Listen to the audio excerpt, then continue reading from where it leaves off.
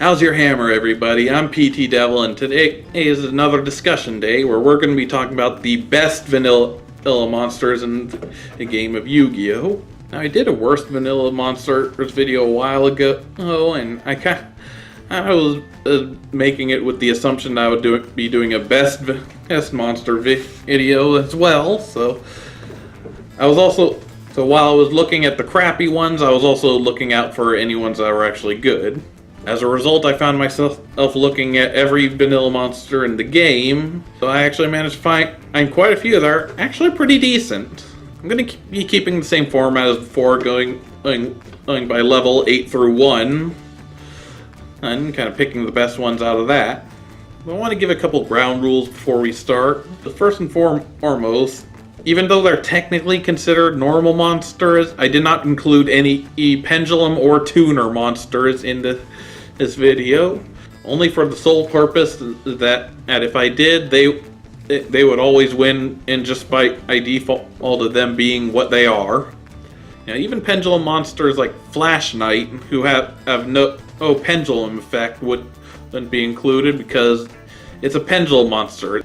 They do things more than just being a monster. He's not the ideal scale to have, but you could pendulum summon with him. And tuner monsters, again, they do things besides just being a monster. They set you up for synchro summons, which for a lot of cases would be the only thing that mattered in that level, so they would always win. It'd be pointless to include anything else. But with that in mind, let's get to it.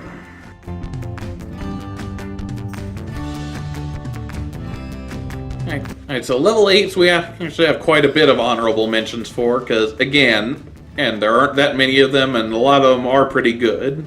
For starters, we got Cosmo Queen, which is actually a pretty damn powerful monster. She's a dark spellcaster type, so she got that going on first. So you could run her in Dark Magician in deck, and she actually performs like really well in there. Actually got Spiral Serpent and Phantasm Spiral Dragon, which are pretty much the same thing, but Phantasm Spiral archetype works with normal monsters, and this guy is pretty much their main hitter.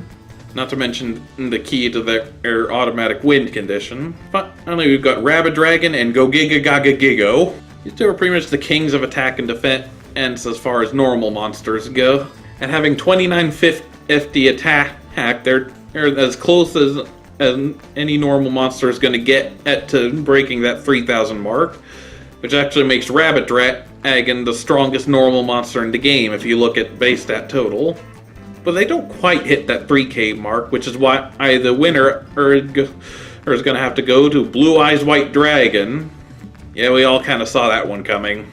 You know, there's a reason why Blue Eyes is such a strong archetype, even in today's metagame.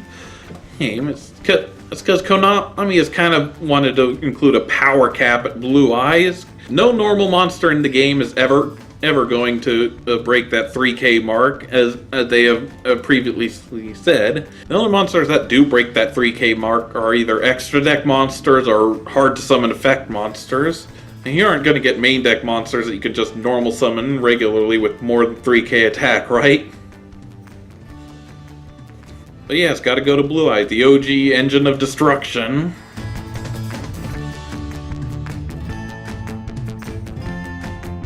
Honorable mentions for level 7 are going to go to Gaia the Fierce Knight, Red Eyes Black Dragon, Elemental Hero Neos, and Metaphys Armed Dragon. Gaia the Fierce Knight is one of Yu-Gi's main monsters, and it's got some synergy with the Blackluster Soldier archetype, even though there are some better choices than in him. Red Eyes and Neos even have their own decks built around them, even though they aren't all that good. You know, Red Eyes doesn't really know what kind of deck it wants to be, and Neos is just... ugh. But even still, they're still pretty powerful for being level 7, so... Plus they got the coolness factor of being the main monsters of some of the main characters of the anime. And Metaphys Armed Dragon is actually a pretty key player in most Metaphys decks. You don't really think about it much because the effect monsters in that archetype are much better targets, but you know, he's still viable. Certainly helps if you manage to hit him with Ragnarok's ability. Not to mention a 28k attack spread, it is pretty damn good. But once again, shocking absolutely no one, on the top spot is going to have to go to Dark Magician. And there's no way it was going to go to anyone but Dark Magician. As of right now in the game, Dark Magician is the single most supported card in the entire game. I think there's like 31 cards that specifically support Dark Magician. Baskin Robbins, eat your heart out.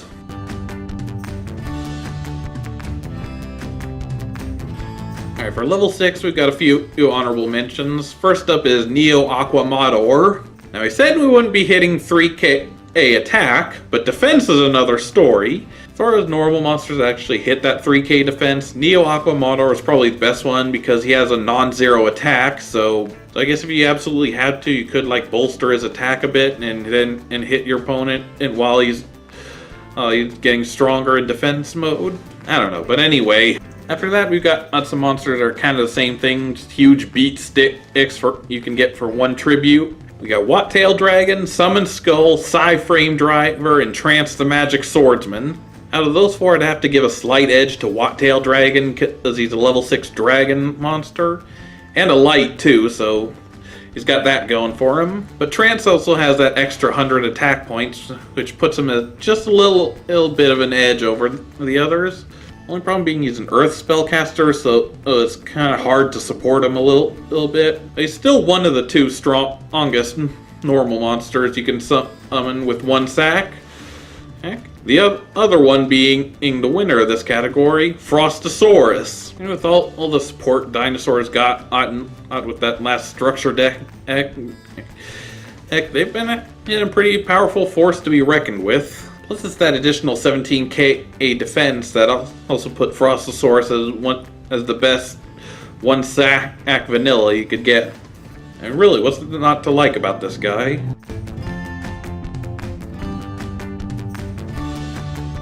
Oh boy, level 5s. And believe it or not, we actually have quite a few honorable mentions for this category. First up is the other Kings of Defense, Labyrinth Wall and Millennium Shield. As mentioned before, Neo Aqua Wizard being able to crack that 3k defense is actually pretty powerful. Just tribute set, end your turn, and let your opponent smack into it with something stupid. You also got one of Yugi's monsters, Curse of Dragon, just for the fact of it being a dark dragon type. So you could probably run him in like Hieratics with some limited success. Then we got Terror King Salmon and Giga Gaga Gigo for being the level 5 water attribute monsters. So they're the ideal choice to have running in a Legendary Ocean deck. And even now in tournaments, you still get that freaky fish guy once in a while. Always shows up with the Legendary Ocean. But for the best monster in this category, I decided to go with Cybertech Alligator. It's a level 5 machine type monster, so that already gives it a plus for being able to Xyz summon Cyber Dragon Nova and later Cyber Dragon Infinity. But it's also got better stats than a lot of level 6s, which really puts it over the top for that. I mean, sure, it gets a little weird with it being a wind monster, but I'm sure a lot of support cards can overlook that. For example, if you're running this in a Cyber Dragon deck, all they really care about is it being a machine type monster. And then you could use it for material for Nova or any of the Chimera Tech monsters. All in all, it's a pretty solid choice, even now.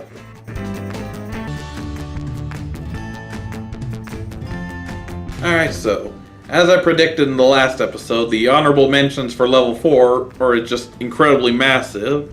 And I'm not going to list them all for you right here, but you can see a handy little list right here.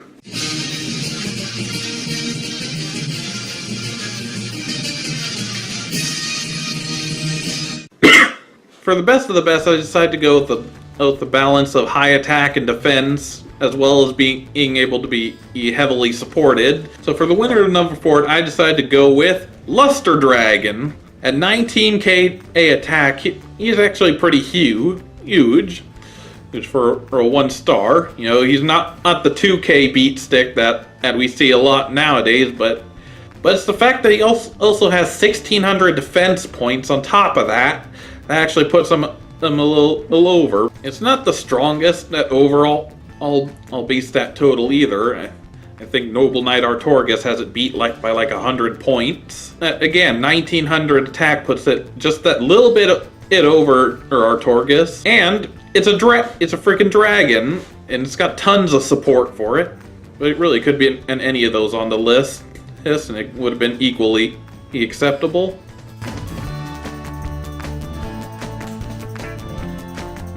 Alright, for level 3 E honorable mentions, we have Jerry Beans Man, which is the strongest level 3 monster as far as attack. Yeah, it would be the strongest since it's got that extra 50.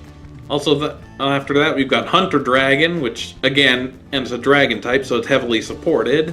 And chosen by the World Chalice, because really, any deck that focuses on link spamming is going to be meta at this point. Stupid Master Rule 4 bullshit. For the best of level 3, I decided to go with Giant Soldier of Stone. As far as the 2K defenders go, it's actually the strongest one because he's the only one that has a decent attack spread on top of that. Plus, being a level 3, he means he can get around cards like Gravity Bind or Level Limit Area B. I don't know, I just have a lot of memories of getting my ass handed to me by this card. Just remember when I first started this game, my opponent would just set at this card, I'd smack into it stupidly, and then he'd turn around and equip it with 2 Axes of Despair and just run my ass over with this thing. I don't know, I like him, and I still think he's a pretty valid card. Alright, let's just go ahead and leave it at that.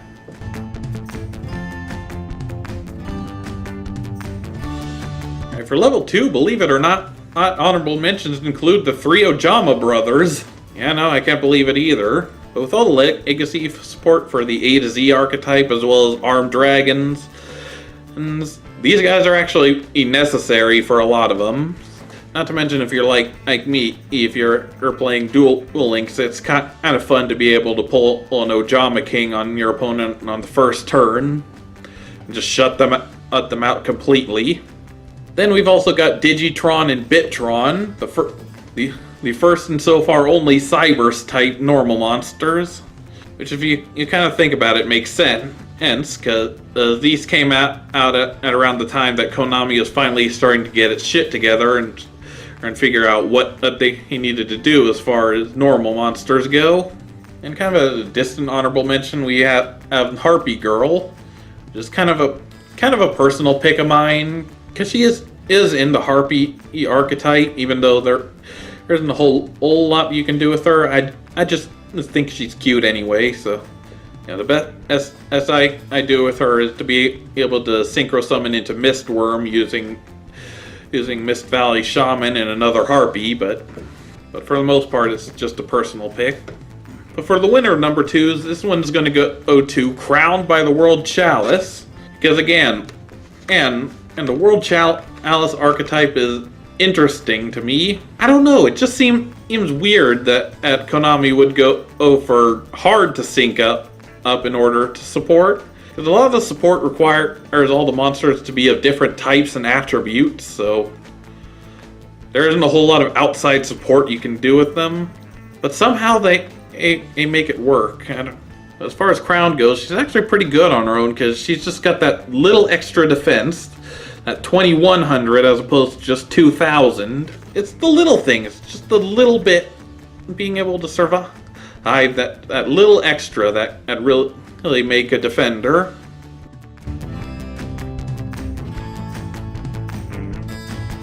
Alright, for level 1 honorable mentions, we have the 4 different limbs of Exodia. Can't include the head because it's a level 3 effect monster. Obviously, you can't really pick one over any of the other because they're all essentially the same thing. Plus, there's not a whole lot you can do with them. I mean, I guess you could Ties of the Brethren and get at them all out and then hit them with Magician's Unite to get one with 3k attack and then slam into your opponent and then get slammed on the next turn. But hey, at least they're out of your deck that way. Then we got all the level 1s that actually you break the 2000 defense marker. We got Oppressed People, we got Charcoal and Pachi, Vanilla, and Different Dimension Trainer. Vanilla and Charcoal and Pachi are probably the better of the two, because again, they just have that little extra that puts them over the top. And then just narrowly missing the top spot, we have Skull Servant, because whites are actually a pretty fun deck to play. I speak from experience. And unlike a lot auto legacy decks, you still need this guy. I mean, sure, you could get away with it not running in the vanilla Skull Servant, but really, why would you? I mean, why would you pass up the opportunity to be able to build like this huge 17k King of the Skull Servant and then just give him Opti Camouflage armor and just smack straight into your opponent?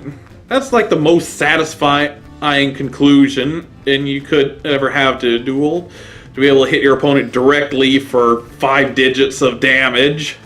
But even still, the top slot out of this level is going to have to go to Thousand Eyes Idol. For me, it was kind of a toss-up between this one and Skull Servant, and I could have gone either way. But I think the new Eyes Restrict archetype they're introducing is kind of going to be a little more meta than in white decks. Plus, there's the fact that Thousand Eyes Idol is so weak that it actually becomes more of an asset than a liability. I mean, I still remember when I was testing my Eyes Restrict deck, I pulled this on Zach, trying to attack my Senju with 1,000 Hands. I flipped over my Unified Front and discarded this card to zero out his attack. So he got smacked for 1,400 damage instead. Oh, that's such a fun card. But yeah, Thousand Eyes Idol for the win.